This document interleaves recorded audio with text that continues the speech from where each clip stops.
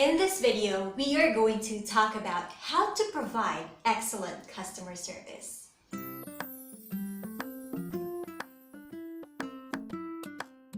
Hey there Ninja, welcome back to my channel. This is Rhea once again and you're still watching Call Center Ninja. I share real stories and tips to help you begin, enjoy, and survive your call center lifestyle. So if you're new here, please consider subscribing by clicking the red subscribe button down below or tap and click the notification bell so that you won't miss out any of my videos.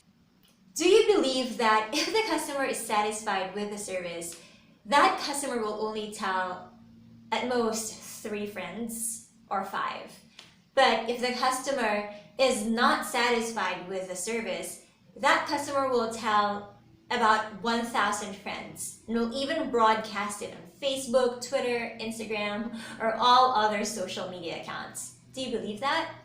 Because I think it is really happening nowadays. Which is why customer service is like the bread and butter, the most important thing of the business. Without customer service, even if the products and the services are top-notch and of high quality, the customers will not keep coming back. One of the things that keep a business moving is the word of mouth referrals. It's not just the literal word of mouth that you personally tell your friends and your family members about how great that business is, but nowadays there's social media, so that's kind of also like word of mouth, but very digital and online, right?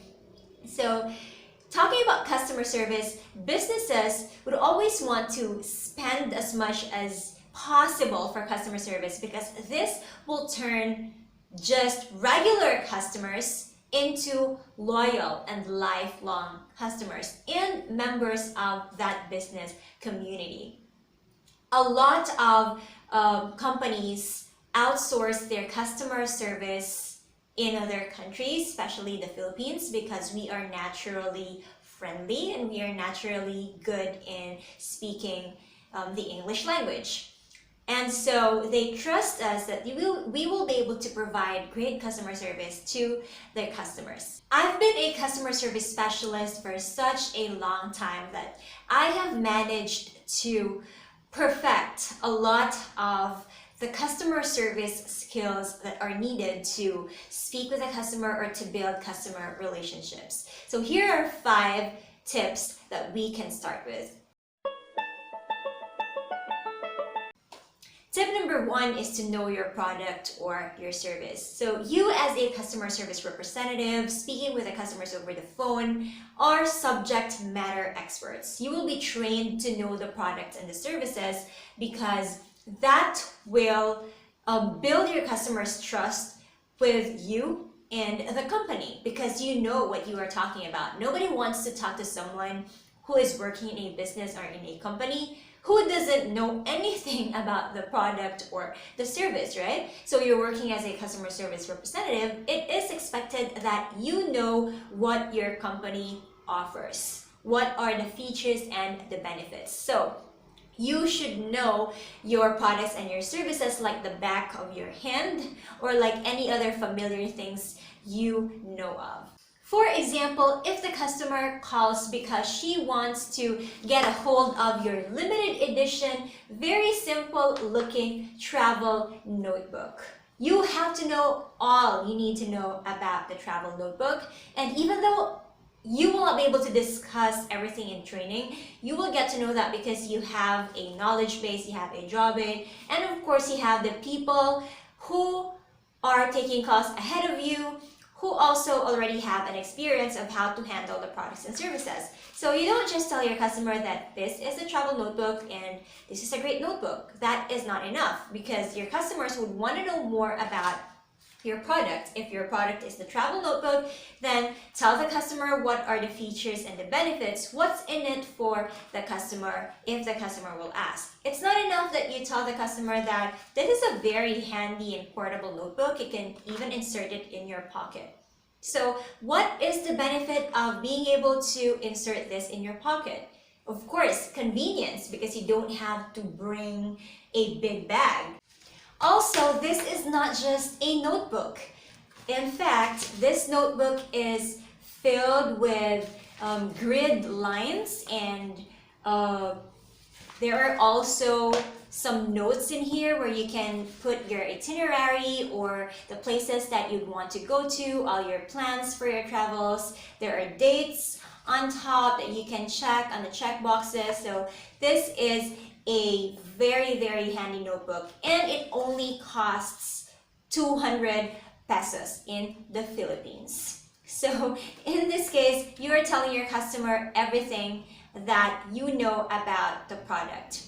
Number 2 is to smile and be friendly. Even though the customer is a difficult customer, an irate customer, well, that customer might just be upset because of something that's happened, and it's not really about you, although it can be about you if you make it, or if there's something that you did that made the customer mad or angry. But the point here is do not take it personally, because even if the customer comes in shouting and yelling at you, although it may hurt us and we may feel attacked because of that, realize that that customer might just actually be having a bad day. Just like you might also be having a bad day, but you don't go around lashing at anyone. You don't go around yelling. They say that customer is always right, but you know that that is not true. The customer is not always right. But what it actually means is that we have to give it to the customer. I mean, even if the customer is difficult to speak with, then we have to pay attention to the concern and just focus on that. And it might be very difficult to do, but please do not argue with the customer. We are not saying that the customer is right just because we do not argue with them, but because we want to stay patient and just let the customer explain what he or she wants to explain. And of course, we are focusing on customer experience and customer relationship. We would want to turn the negative experience into a positive experience.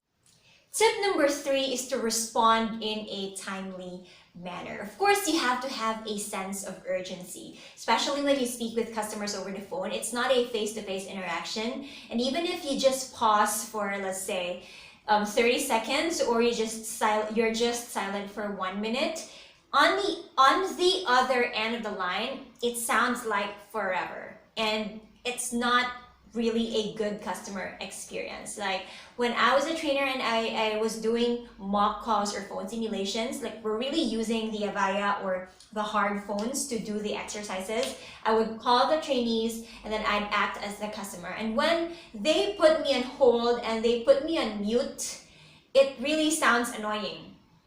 Or the lack of the sound is annoying. The lack of the sound was annoying.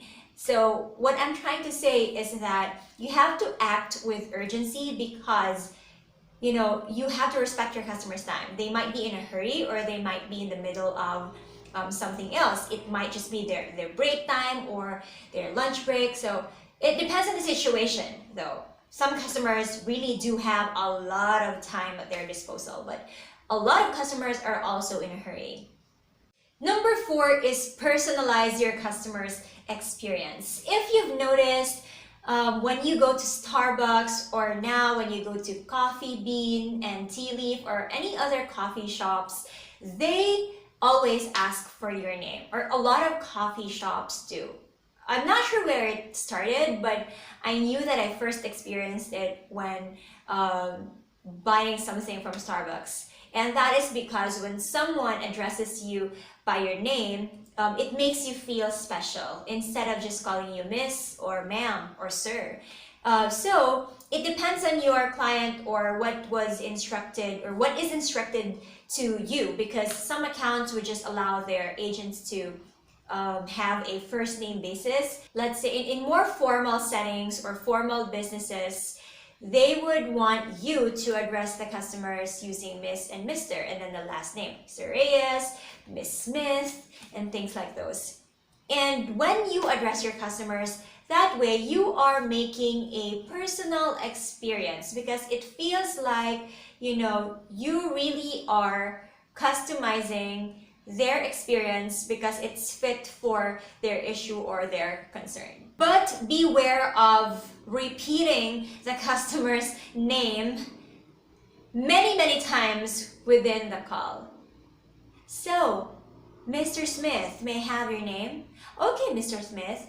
Thank you, Mr. Smith. Mr. Smith, let me just go ahead and process your request. Mr. Smith, is it okay if I place you on hold? Mr. Smith, I'll just be silent here. Mr. Smith, I have already processed everything for you. Mr. Smith, is there anything else? Okay, thank you, Mr. Smith. Thank you so much for calling, Mr. Smith.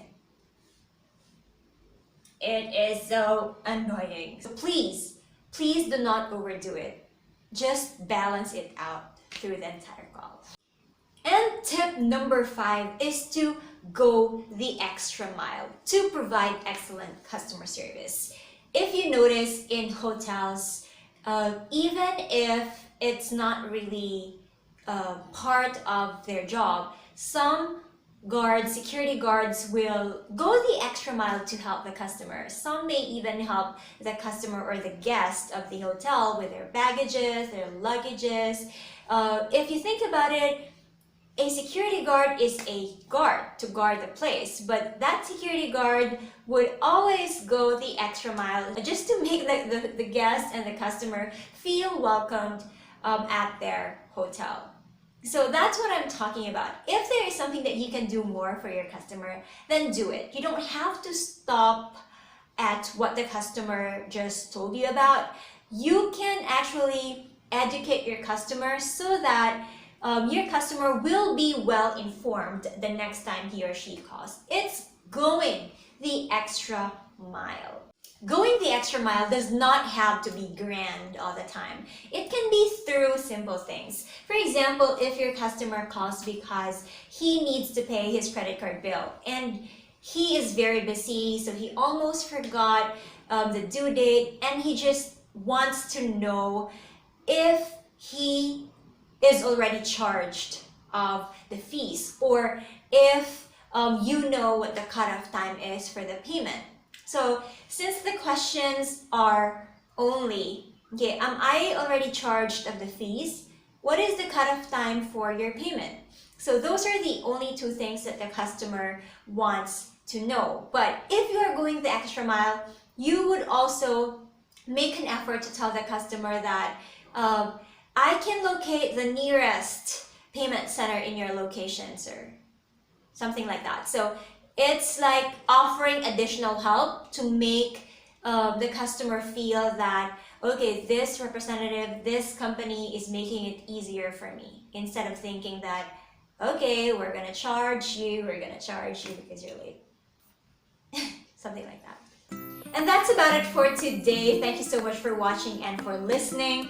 Of course, that was not an all-inclusive list. There are so many ways you can provide excellent customer service to your customers, and you will learn more about that during your training and when you are already taking calls. And I'm probably going to talk more about that on my next few videos. So if you like this content, please like, subscribe, and comment below your thoughts. I'd love to read each and respond to them. I have videos every Wednesdays and Fridays, so see you on my next video. Take care and